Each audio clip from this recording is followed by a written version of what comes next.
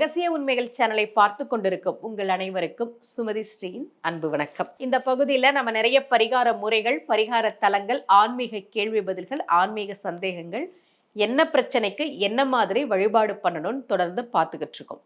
இன்னைக்கு நாகதோஷம், சர்வதோஷம் போக்கும் ஒரு திருத்தலத்தை பற்றி தான் உங்களுக்கு சொல்ல போறேன்.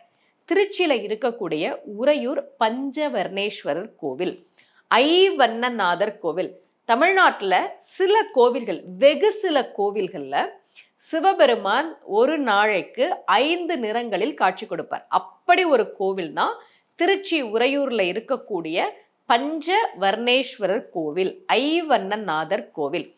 ஏன் இந்த கோவில் சர்வதோஷ நிவர்த்தி தலம், நாகதோஷ நிவர்த்தி தலம்னா, இங்க இருக்கக்கூடிய மூர்த்தம் இருக்கே அது நாகலோகத்துல நாகராஜனும் நாக கன்னிகைகளும் வழிபட்ட மூர்த்தம்.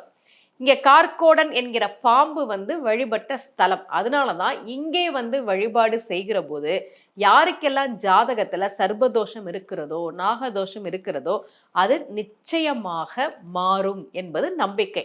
அம்பாளினுடைய பெயர் காந்திமதி அம்மை. இங்க உத்தங்க முனிவரினுடைய சிலை இருக்கு இந்த கோவில்ல. இந்த கோவிலுக்கு நீங்க வழிபாடு செய்கிற போது நிச்சயமாக சர்வதோஷம், நாகதோஷம் நீங்கும் என்பது நம்பிக்கை. உறையூர்ன்றது சோழர்களின் தலைநகரமாக இருந்த ஊர் இல்லையா?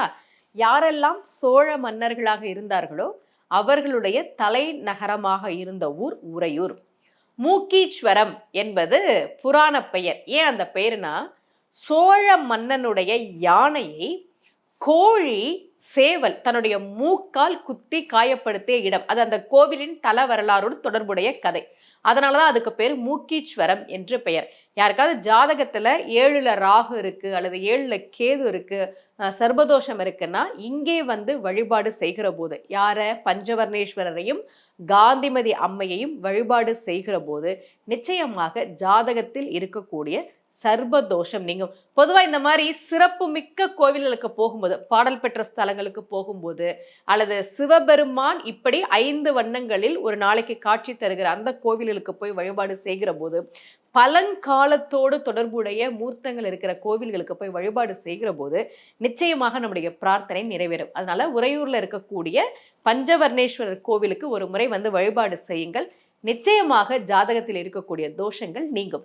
இதே போல ஒரு பரிகார முறையோடு மீண்டும் உங்கள் அனைவரையும் சந்திக்கிறேன். அனைவருக்கும் அன்புடன் சுமதி ஸ்ரீ.